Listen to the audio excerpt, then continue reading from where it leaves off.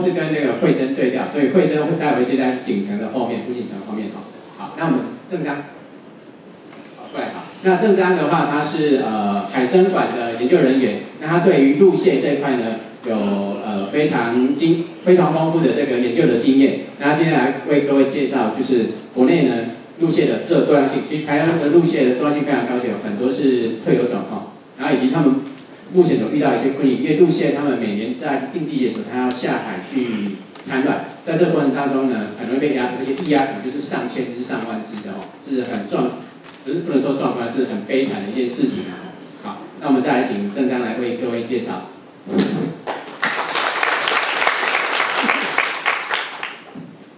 各位先进大家好，其实刚刚主持人他言重了，其实我不是海参馆研究人员。我只是在研究人员的附近工作的，因为我是管理标本的一位典藏经理。其实我从垦丁来到这边，其实我有点惶恐啊，因为这个是个陆沙社，但是我的主题却是台湾陆蟹多样性，这几个字比较大，困境其实是比较少。以前我已经还蛮恭维啊，所以待会如果有些各位可能听不懂的地方，还请多多包涵。好，既然是台湾陆蟹多样性，但是背景是什么？背景却是恒春半岛，因为我们谈的台湾陆蟹，讲的台湾陆蟹，其实也就等于恒春半岛所有的陆蟹。台湾陆蟹大概有90多种，破掉一些陆风性和淡水性的蟹类，有50种。这50种里面就有44种在恒春半岛有分布，而且一半以上是以恒春为新种的模式地，或者是唯一发现的地方，以及首次或者是最密集的记录的地方，有些甚至是全世界最密集的地方。而陆蟹的定义，陆蟹该如何定义呢？1988年有2位名字很奇怪的老外对螃蟹的陆化特性作为5个等级，就是 T1 到 T5， 但是其中 T1 到 T2 都包含了很多潮间带的蟹类。这些潮间带的蟹类在涨潮的时候，它们栖息地其实是完全被海水所覆盖，也包含了很多稀有性蟹类，像毛蟹、大闸蟹这些。几乎是很少会到水面上活动，所以 T1 到 T2 这2个等级的陆蟹，它的生活的方式跟我们 sense 里面的陆蟹的陆这个字是有所出入。所以以下要谈的陆蟹是属于陆化等级 T3 到 T5 的这个陆蟹，它们定义是离开海水环境生活。终其一生不是终其一生，除了繁殖以外，不会与海水有所接触。那栖息地也永远不会受到潮汐所影响。陆蟹基本上它一样是属于一种海水性的物种，但是它拓展到陆地上来要做哪些适应？首先，在某些象手蟹，它有一个循环性的水呼吸系统。怎么说是循环水呼吸呢？就你知道螃蟹它的水是从它的部足的鳃，从鳃进入鳃之后做气体交换，这种口腔氧的水流出来。从口腔出来的水是缺氧的水，这缺氧的水在流过它的夹区的时候，透过这些网状绒毛链增加这个水的表面积，重新做一个有效的气体交换之后，又是富含氧气的水回到鳃里面，然后这样做一个循环。而有些陆蟹它并没有这些构造，它的夹区跟一般海水性蟹类是一样光滑的。这些陆蟹它这一种陆蟹它就必须要在生活地就不能离水太远，或者是以及它们通常是在夜间活动或雨天活动。其次，它这个鳃里面。左边这个是海水性蟹类的鳃，右边这个是部分陆蟹的鳃。它们的鳃瓣之间，有些陆蟹它们的鳃瓣之间有一个支撑的构造，避免它们的鳃在离开水之后，在空气中坍塌，减少了很大的表面积，做更有效的气体交换。其次，在一些沙蟹，陆生性的沙蟹，它们表壳比较薄，它们甲壳表面比较薄，直接用微血管进行气体交换。所以简单的说，这些陆生性的沙蟹，它可以直接用甲壳来做呼吸。陆蟹的生殖特性，因为刚刚前面讲到，它们对水还是有一个非常大的依赖性，所以它们的交配通常都在每年第1场好雨过后开始，在雨季的时候交配。交配之后，大家都知道它们会降海迁移，在陆地上交配抱卵之后，它们要经过一段漫漫的长途到潮间带去释放幼苗，把幼苗释放到海水中，开始它们的生活史。在这个迁移的过程当中，遇到很多危险的地形都必须通过，除了最直接的陆沙之外，另外一些人造的水流、水沟、好雨过后的急流，他们也必须通过这些危险的地形，以及一些秋冬繁殖的蟹类，这个犁头蟹，他们在经过一些积水的地方，秋冬的时候湿藻会长非常多，路线在通过这些湿藻区的时候，也通常会被这些障碍物所缠堕。如果这只螃蟹没有遇到我，它可能就是淹死在这潭水之中。好，其实这是最直接的路死效应。恒春在2个热点，第一个是香蕉湾，第二个是港口溪口，建立了这个注意路线减轻慢行的这个招牌，但是只是告诉各位开车开慢一点。然后垦管处对保护路线的这个过程，它也做了一点点的一些施工。这个稍后垦管处的吴景哲先生可能会有更详细的描述。那么好不容易到了海岸之后，会有更多潮间带的蟹类在这边等待他们，像这个小引蟹被掠食，以及这个比较大一点的黄毛引蟹被掠食进去，然后幸运一点的就逃过一劫，然后这个它就被拖到洞里面去吃掉了。到达海岸之后，大部分的路线都是它们的释放幼苗的行为是属于近身。所谓近身就是它们身体半泡在水里面，然后摆动自己身体的腹部，晃动腹部、扇动腹部，把幼苗也扇到海水里面。但是少数种类，像紫地蟹以及圆形圆盘蟹，它们有一种比较特殊的行为，它们会攀附在垂直的岩面上面，然后打卵直接从空中往下抛，它们并不直接与海水接触。它们可以在干燥的环境就把幼苗释放到海水里面去。这个方法有一个很大的缺点，就是它的卵不见得能够很成功的释放。有时候它被惊扰之后，它会释放到干燥的陆地上面，或者是释放在一个封闭性的槽池。这个槽池中就有很多掠食者会把它们的幼苗全部吃进去。在路线生态上有一个生殖生态上面有一个未解的谜团。就是我们每年，不管是台湾、日本、圣诞岛等等的，每年都会看到成群的路线从内陆横越马路到潮间带释放幼苗，到大洋之后，理论上这些幼苗1个月之后会成长成大龄幼苗。从大龄幼苗之后，这些蟹都开始回归到陆地上。那么每年都有成蟹到海边释放幼苗，但是却没有每年可以看到回归的小路线。在台湾是没有听说过这种情形，但圣诞岛那边，因为他们圣诞岛比较小，他们观察他们岛比较小，路线也比较多，所以他们可以比较容易的观察到这种情形。那圣诞岛它也没有每年看到小螃蟹回归，而是5、6年才有看到一次回归。这是为什么这种情形？这个目前还是一个不知道的谜团。然后这是在台湾垦丁那边偶尔可以看到的一些大鱼幼苗回归的情形。好，这张表是恒春路线的名录 ，T 是属于 T3到 T5等级的。刘洪昌去年还前年，他们对垦管处做的一个路线报告里面，其实它的名录多很多，比它的列出的种类比这个多很多。但是它的那个份名录之中包含了很多 T1到 T2的，这2个等级的蟹科我就没有把它放进来，包含了沙蟹科2种，方蟹科3种，地蟹科有6种。一般对路蟹的印象，被压死的绝大多数属于地蟹科，就很多人认为地蟹科就是路蟹里面的最大宗，其实不是。地蟹科的路蟹科里面的最大宗是属于象种蟹科，象种蟹科是一群比较中小型的蟹类，它包含它所有种类都是半陆生以上，半陆生或者是陆生种类。好，这边象种蟹科从12到24，以及25到36，包含了这几种目前仍在发表中的路线，总共有20多种的象种蟹。另外还有通蟹科的1种，还有溪蟹科的3种，这还不包含陆生性的寄居蟹类，这边只是让纯蟹类而已。好，以下大概选择介绍几种以恒春为模式地或者以恒春为首次发现地的一些蟹类。首先，这是最明星的物种毛竹圆盘蟹，它的分布很广，其实整个台湾东部、西部也有一点点，最大宗的是在恒春垦丁这一带。每个地方都可以发现，它们生殖季节大概在6月到10月，尤其是在满月的时候，到海边去释放幼苗。这也是最容易被陆死残害的一种。然后其次为紫地蟹，这里数量也很多，不过它生殖季节是选择在新月的时候去释放幼苗。另外这个小引蟹，一般体型越小的地蟹，它的生殖季节都是越短。像这个小引蟹，它只有9月到10月，就只有这2个月份有机会见到它。那其他季节就不太容易发现。然后它的生殖季节是在半月的时候，显著比的发现俗称黄毛蚁蟹，那也是一样，在半月的时候去释放幼苗。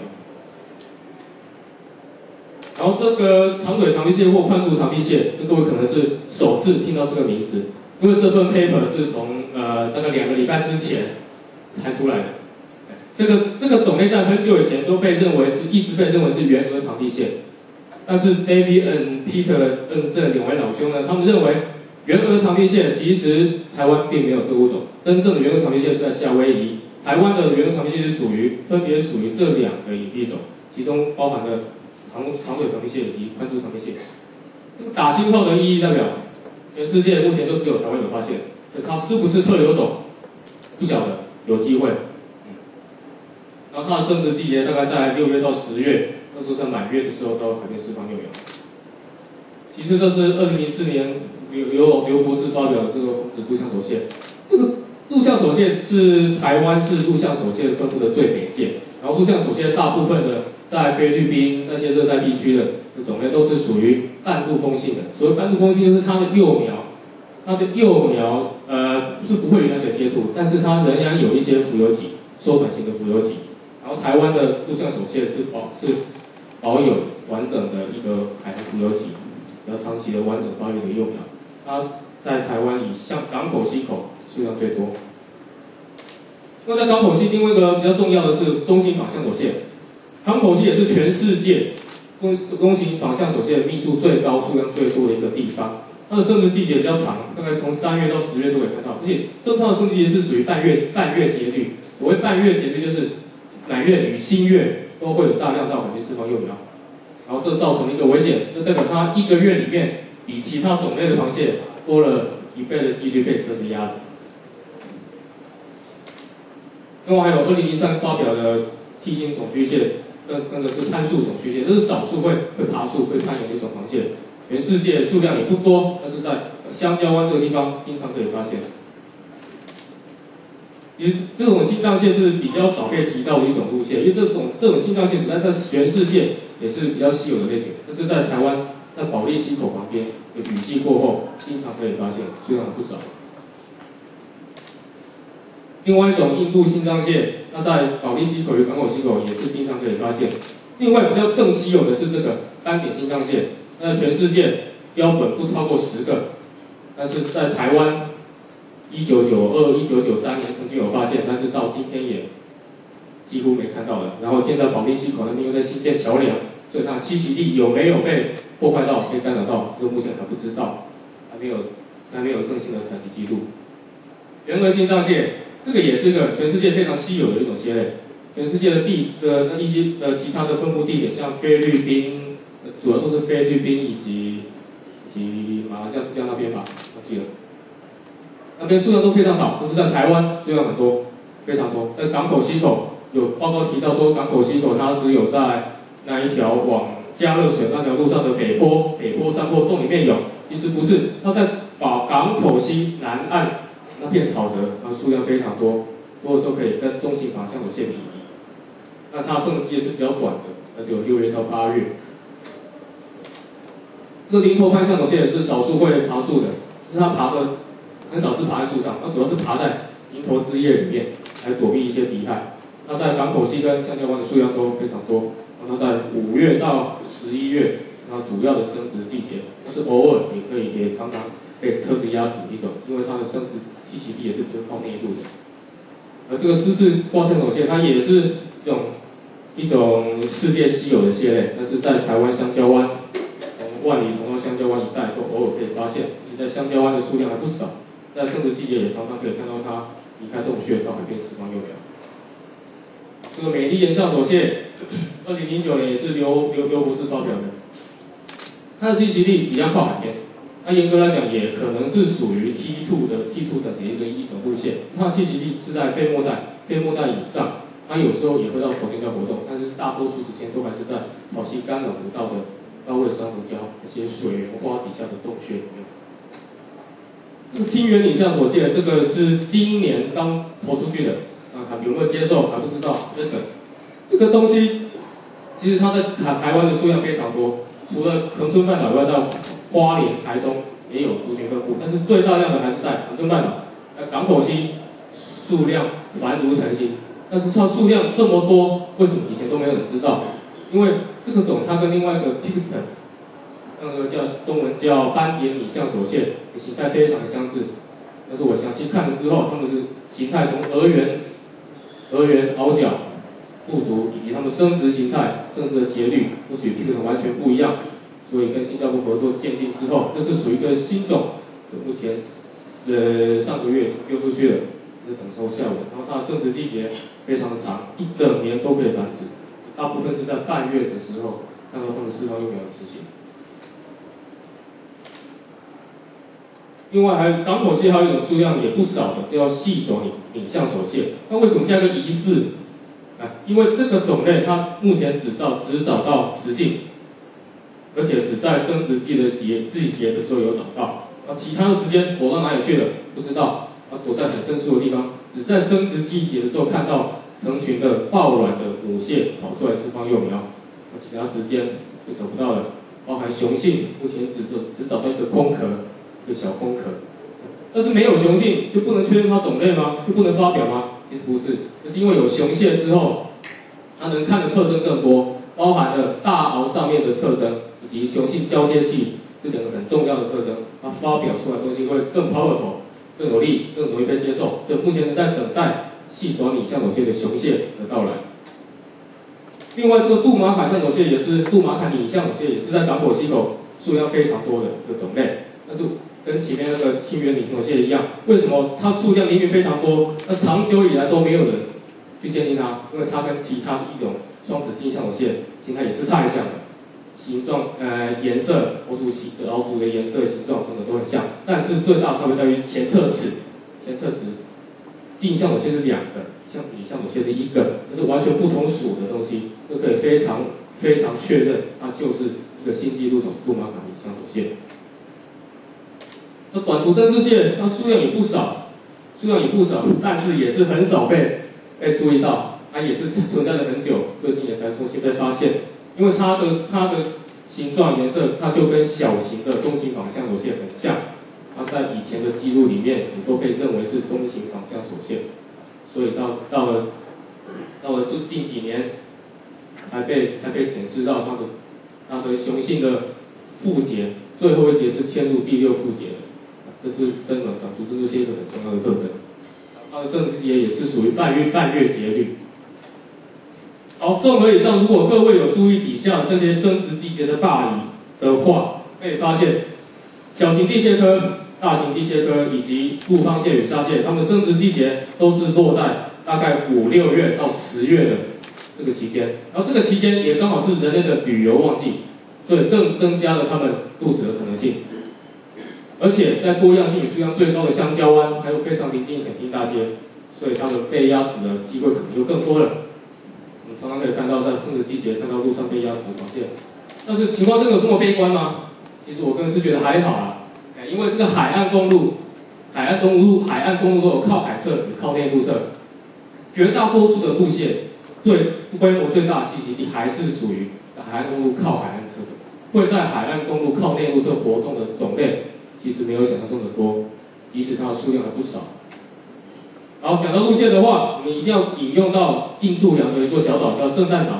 其实圣诞岛又叫路线之岛，但是它的岛上的种类有几种？根据官方网站上面的介绍，圣诞岛这只有21种路线，包含淡水蟹在内。但是恒春半岛又有40种以上。但是这个我不晓得圣诞岛这个数据是不是最新的，这个还有待商榷。但是可以确定的是，恒春半岛它确实存在着非常庞大的路线资源。而且很多种都是还没有被发现、没有被发表的。而圣诞岛它为了保护路线做哪些措施？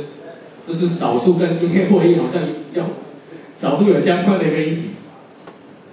他们在腹蟹繁殖季节做了一些围篱，这些围篱一方面可以阻止螃蟹直接到路上被压死，也可以引导路蟹来这边攀岩。他们建立了这种天桥，表面是粗糙材质，让这些红地蟹可以顺着这个岩石爬到上面去。如果这座桥移到台湾来，可以达到显著的效果吗？其实还好，因为台湾会攀岩的螃蟹非常少，大概就只有一种紫地蟹，会利用这座桥，然后其他的并没有太强烈的攀岩能力。好，以上讲到这边。谢谢郑刚为我们介绍了这么多稀有罕见的这个路线哈。那刚刚提到有一项我想复一下，就是在那个海岸公路的靠内侧，说路线比较少，但是在靠海岸这边路线比较多，会不会是因为靠陆岸的这边已经死光了，所以你调查不到？其实在还没有道路之前，理论上它应该是整个栖地上都会有才对。这也是一个可能，因为有一些种类它就是只生活在这种潮上带的地方，它是不会进到森林以内这个地方。很多种类是海岸以外到潮上带的这段，只有台风天飞沫打到的地方，不是那种水源花、当水源花的地方。是因为它就需要气环境的问题。因为我印象中那个奥斯后象手线，对，好像它就会比较开靠。对，这就是在这10种里面。对，但是奥斯后象手线在这个地方也非常多。哦，了解，它两边都很多。谢谢。那不晓得还有没有人有其他问题？好，那如果没有的话，接下来。